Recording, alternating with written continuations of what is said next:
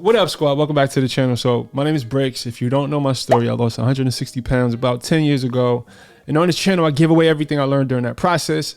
Hit the subscribe button, thumbs up the video, all that jazz. Let's get right into this video. So look, this is the diet that I'm on. I'm on the eat any fucking thing I want diet. I eat pork, I eat beef, I eat ice cream, I eat chips, I eat whatever the fuck I want. No, obviously, and if you watch any of my videos, if you know anything about my content, you know I'm not telling you you can sit here and eat an unhealthy diet and still achieve your weight loss goals. That's obvious. What this video is about is a concept called food freedom.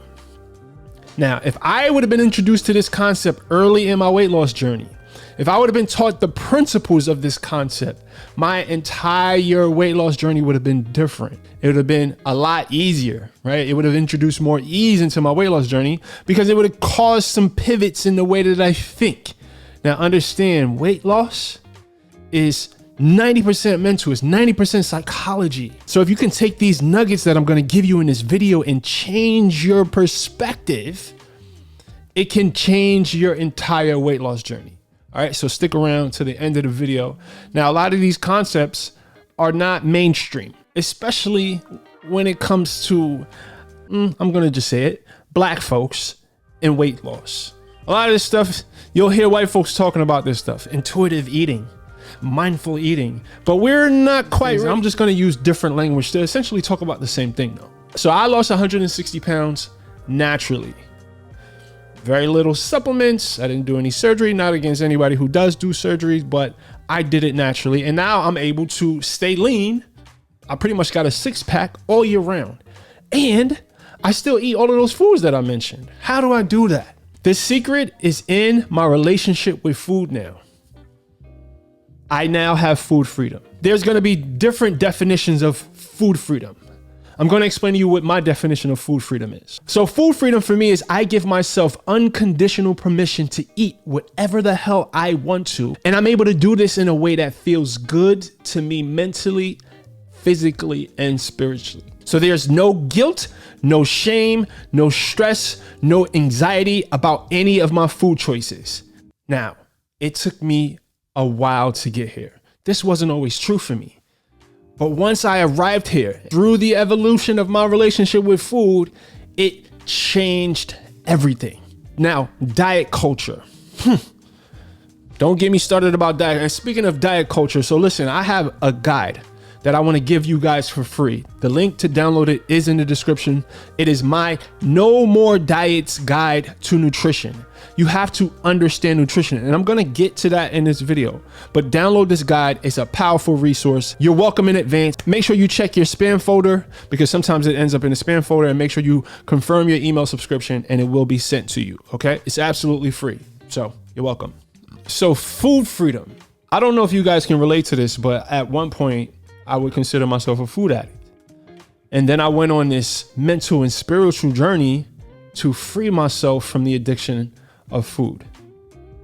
Now, obviously, that's always going to be a work in progress for me, but I'm going to share some insights, some tips, some advice that you'll be able to use to free yourself from the addiction to food and for you to find your version of food freedom. And I think, honestly, if you're at this place where you recognize that you have a negative relationship with food, and a lot of us do, right? But I think if you recognize that you have a big issue with your relationship with food, I think you should focus on that before you focus on weight loss. Now, understand this, the things that I'm going to advise you to do to improve your relationship with food probably will result in weight loss. But what I'm suggesting you to do right now, I think you should free yourself from the pressure of having to lose weight while you address your relationship with food, right? This is kind of like the pre-training before the training, if that makes sense. Right? The first thing I want you to do, the first tip, if you will, the first insight is I really want you to ditch diet culture. I want you to get out of the mindset of villainizing certain foods, because I think when we put foods in these good food and bad food category, that is what creates this negative relationship with certain foods. And that is what creates the guilt and the stress and the anxiety around foods. Yes, there are foods you should eat less of than others. I don't think you should judge that based on what other people say is good or bad food. This person says you shouldn't eat meat. This person says you shouldn't eat pork. This person says you shouldn't eat sugar.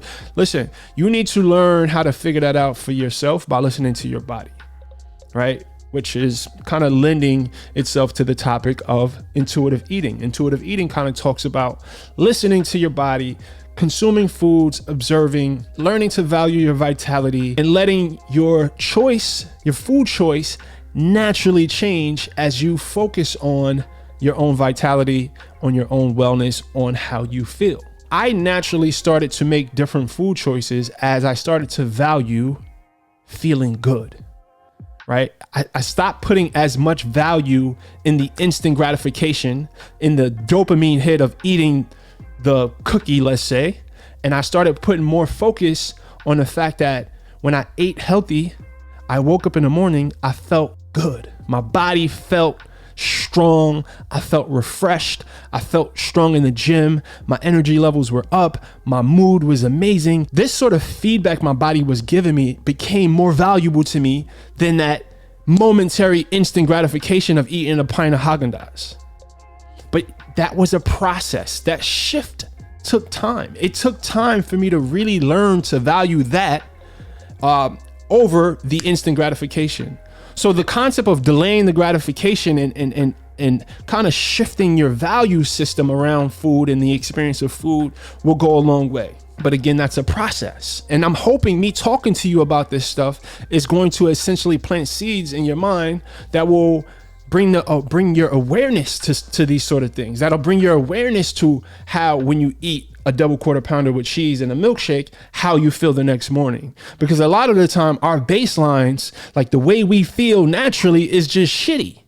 So we don't know any better. We can't really see how these processed foods are affecting our bodies. And when you can recognize it, when you can feel it, the appeal, your craving for these things that are essentially destroying you will start to diminish naturally. And it won't take any willpower for you to not eat this stuff. But that's a process. That is a process. Don't go on these restrictive diets where you tell yourself, no, I can't do this, or I have to eat during this eating window. Listen, while you are working on your relationship with food, these restrictions, these judgments on certain foods, these villainizing certain foods is not going to serve you. It's actually going to work against you. So ditch diet culture, ditch restrictions for a while, and just pay attention to your body. The next thing I want to talk about is calorie awareness.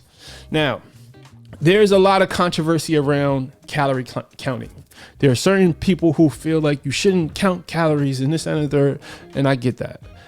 But let me tell you something. If you don't understand how many calories are in things, you'll never have the freedom to make a variety of choices when it comes to your food, right? Because at the end of the day, it really comes down to energy in versus energy out, right? So if you know you're supposed to eat 2,500 calories a day in order to maintain your weight, the calorie awareness of knowing how many calories are in a pint of ice cream, how many calories are in an avocado, how many calories are in 6 ounces of chicken breast, this gives you the freedom to make different choices. You don't necessarily have to eat clean 24/7. You may be able to have more balance. You may have a few Oreos. You may be able to eat a pint of Halo Top ice cream. Calorie awareness, this gives you the freedom to eat whatever you want.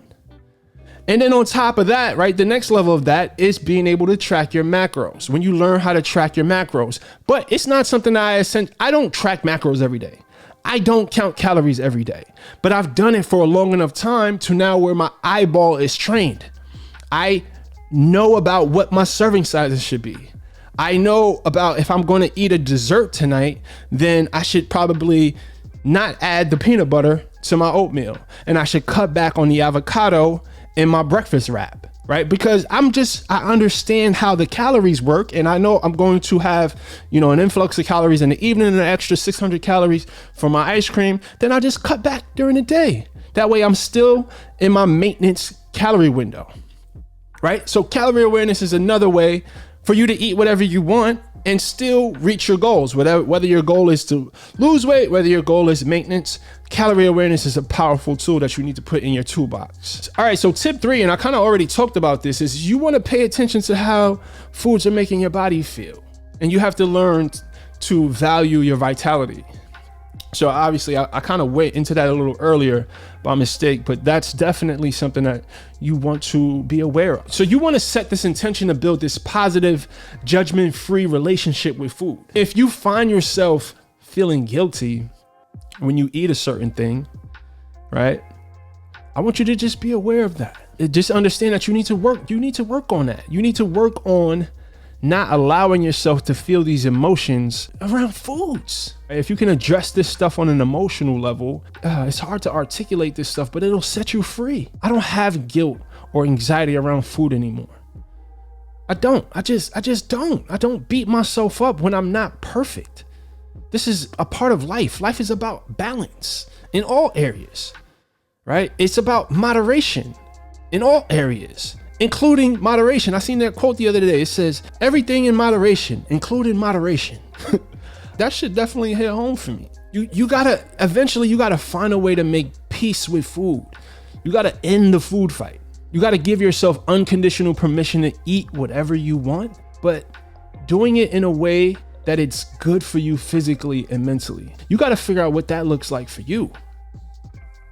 All right, because you know if you're eating in a way that is abusing you, obviously that's not what I'm suggesting you to do. You gotta understand the psychological connection between the way you feel and the way that inspires you to eat. It's like this cycle.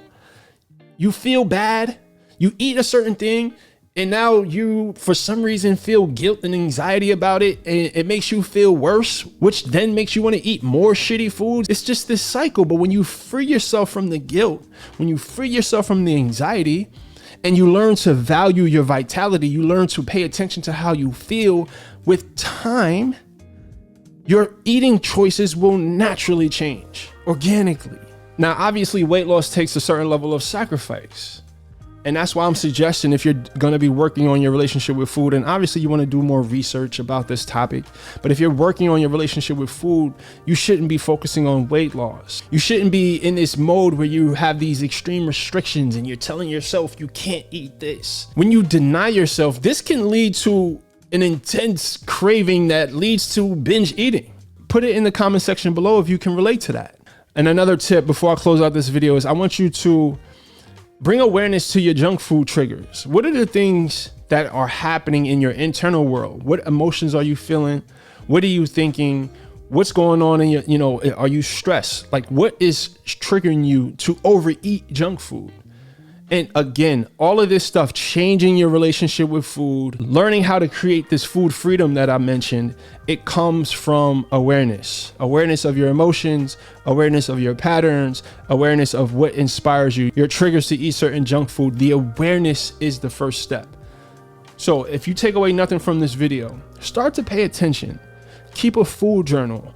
Like, write in your food journal what you're observing about your relationship with food. Again, awareness is key, guys, and be patient with yourself through this process. Be kind to yourself. It took me 10 years to arrive here.